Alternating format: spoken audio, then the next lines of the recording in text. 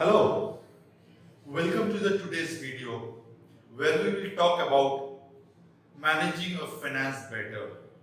Planning of finance is all about how much do you spend, how much do you save and invest to accumulate your wealth. Let's talk about the first concept, which is 211 rule.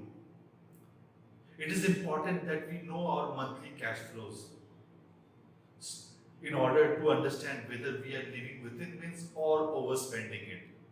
And monthly cash flow is your monthly income less your monthly expenses. The balance which is there is for saving. And further, the expenditure can be divided into essential expenditure, which is your food, clothing, shelter, and school fees, rent, EMI, electricity bill. And discretionary expenditure also, you can call it wants, which is your dining out, spending on entertainment, shopping, etc.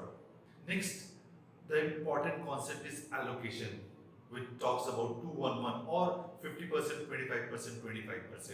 50% on essential expenditure, 25% on your discretionary expenditure, the balance 25% is for saving. So, for example, in case you are earning an annual income of 10 lakh rupees, 5 lakhs is the maximum which you can spend on your essential expenditure. 2.5 lakhs on your discretionary expenditure, that is 25%. The balance 2.5 lakh, that is 25%, is for saving. So the rule is that whenever you want to go for a discretionary expenditure of 2.5 lakh rupees, you need to save 2.5 lakh rupees in order to do the discretionary expenditure of 2.5 lakh rupees. And that's the challenge. The next concept is 4% withdrawal rule. The 4% withdrawal rule talks about that you can withdraw 4% of your entire retirement fund every year for meeting your expenditure. For example, if you have a corpus of 10 lakhs rupees, 4% of that, that is 40,000 rupees, you can withdraw every year in order to meet your expenditure.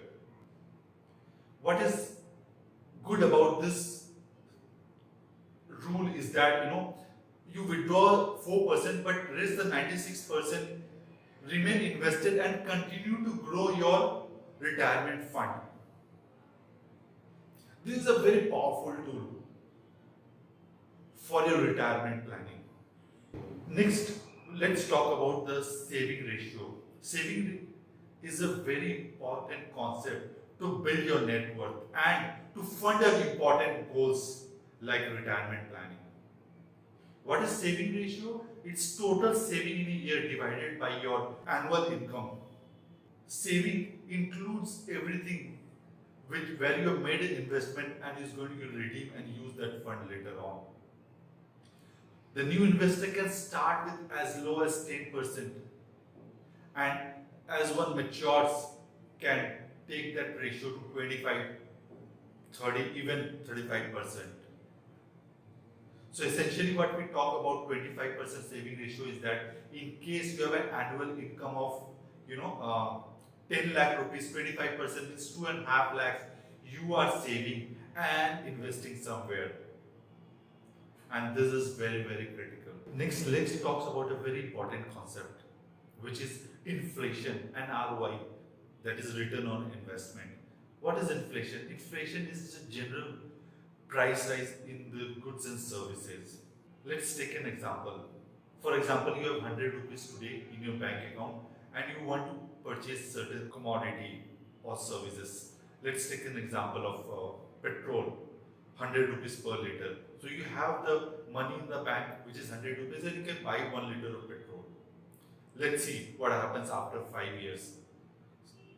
You have invested this money into a savings bank which earns 3% per annum, and after 5 years, so this 100 rupees will become approximately 116 rupees. While on the other side, the purchasing capacity of this product, say petrol, and the inflation is 10%, which means that the 100 rupees becomes 110 rupees after first year, and over 5 years it becomes roughly 161 rupees. So your balance in the bank grows from 100 to 160 rupees roughly, and your price of the product moves from 100 to 161 rupees, and there is a mismatch. This is due to the inflation.